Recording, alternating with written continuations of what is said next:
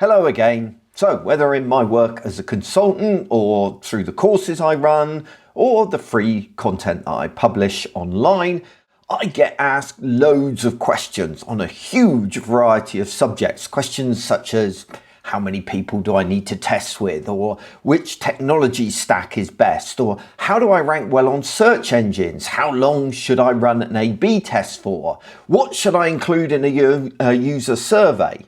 The list just goes on and on. However, despite the huge number and diversity of the questions I get, if I'm honest with you, the answer I give should probably always be the same. It depends. It became a bit of a standing joke actually for years on the Boagworld Podcast that you could answer almost any question with "it depends." We ended up actually banning it as a response because it doesn't make a very good podcast, but that doesn't change the fact that it's actually true.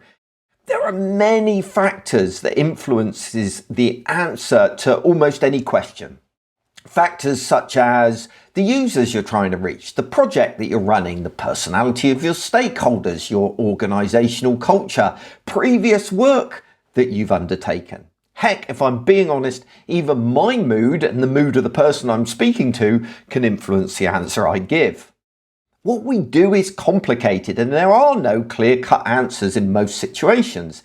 Even the most black and white statement isn't really always true. Let me give you a couple of examples. Our website should always be accessible. Well, that kind of depends on what you mean by accessible. Making it accessible for one audience might make it inaccessible for another.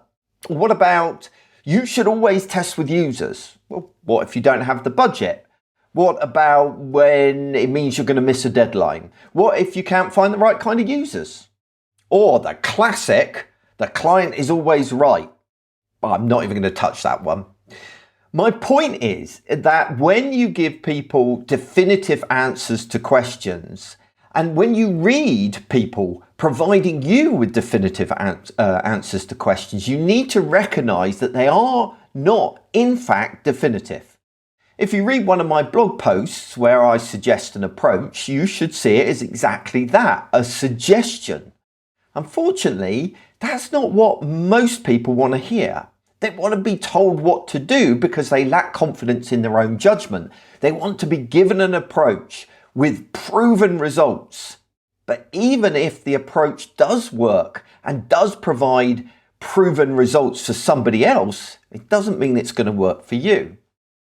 If you're the kind of person always seeking out advice and reading up on best practice, then I applaud you, as we should always be trying to learn more and improve.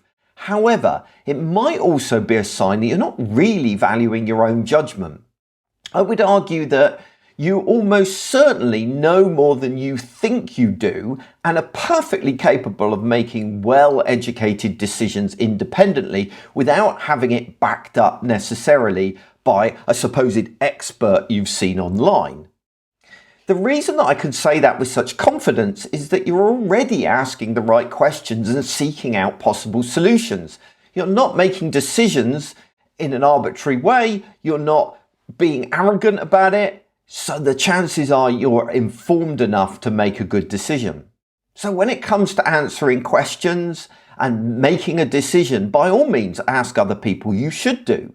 But I would encourage you to then have the confidence to pick and choose what you listen to and decide on your own course of action. Don't feel obliged to follow what the supposed experts say. Now, I know what you're thinking, but what if I screw up? And the answer to that particular question is that more often than not, nothing will happen. We don't work in a life or death field. In fact, we work in a field that's very forgiving of mistakes because it's easy to change things if they go wrong further down the line. The bigger danger actually in these situations is deliberating too much and losing momentum. In most cases, it is better to decide because whatever the decision you make, it really doesn't matter that much. Nobody's going to die, you're not going to lose your job, and you're still going to be able to deliver on that project. Yes, it's easy for me to say that because I've been doing the job for a long time, but I would encourage you to trust your gut and be brave. Stop always presuming you're mistaken and start presuming that actually probably you know what you're doing. Sure, listen to others. You should absolutely be doing that. Take their opinions on board, but then make your own decision. Because ultimately, there's always going to be hidden factors at play, and neither you or anybody else is going to have the full picture. And so you might as well just go for it.